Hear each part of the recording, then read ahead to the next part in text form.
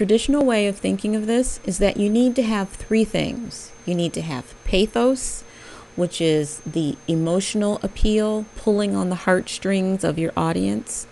You would need ethos, which is your credibility, showing that you should be listened to, you should be agreed with because you are sound and you are credible. And then logos would be appealing to a person's logical way of thinking. So you want to appeal to reason.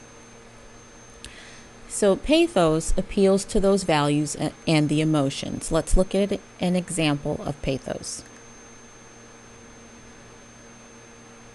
Now what we'll see in a few moments is a little commercial of sorts that comes from a website.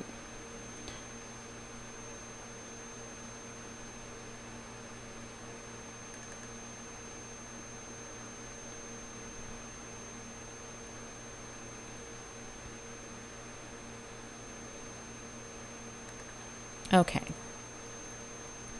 so here we are. Here is our pathetic appeal. Cesium-based reactor kills. A baby turtle breaks free from the leathery shell of its egg, catching its first glimpse of its first sunrise. It pauses a moment to rest, unaware of the danger that lies so close to it. As the tide comes in, approaching the nest, it also approaches a small pile of metal, cesium. The water draws closer and closer, the turtle unsuspecting of the danger. Finally, the water touches the cesium. The nest is torn to bits in the resulting explosion, destroying even more of an endangered species. Now, although I read it in the cheesiest of possible ways, you can see how they use certain words and phrases. The fact that they use a baby turtle breaking free from its leathery shell as part of its opening image is supposed to tug at our heartstrings. We all love babies, yes? Baby pets, baby humans, cutest little thing, right? So they use that in order to get us to feel more than think, right? They explain this entire situation to us, trying to build suspense. The water draws closer and closer, right? And then we have the nest is torn to bits in the resulting explosion. So they're painting this image in our minds, and it's an image that's supposed to get an emotional reaction from us. That's what a pathetic appeal does. Now, it doesn't have to be quite as dramatic and over the top as this. We can go down a little bit farther into this particular service announcement, and you'll see how they use some questions. They talk about Acme Gizmotronics, some company, that they are dumping waste cesium onto the shores of the island, right? So they're giving us a little bit more of the backstory. And then they say, how can they get away with this? They're asking one of those questions that, again, is supposed to elicit an emotional response from us. And then they have their call to action, which is, what can you do about this? So again, we're supposed to be incensed by what's going on. And then even look how they do this at the bottom. It's in bold. Don't let them get away with it! Exclamation point. Boycott Acme products! Exclamation point, right? Call your representatives. There's that call to action. And tell them you support stricter legislation to prevent things like this! Exclamation point, right? So they use several devices to pull at our heartstrings, to get us emotional, to get us upset, to try and move us to agree with their point of view and to act on that. Okay. So let's go back and talk about ethos. Now, these appeals are based on the credibility of the author, so the credibility of you. Okay. We've seen lots of situations where ethos is used, especially in commercials where there's a testimonial, right? So let's look at this one. Now this says, Acme Gizmotronics, the company that you've trusted for over 100 years, has recently entered the World Wide Web. Now you can purchase our fine products through the internet. Our quality gizmos, widgets, and thingamabobs can be shipped to you within minutes. all come from the famous lifetime guarantee that makes Acme the company that the world depends on for its gizmo needs.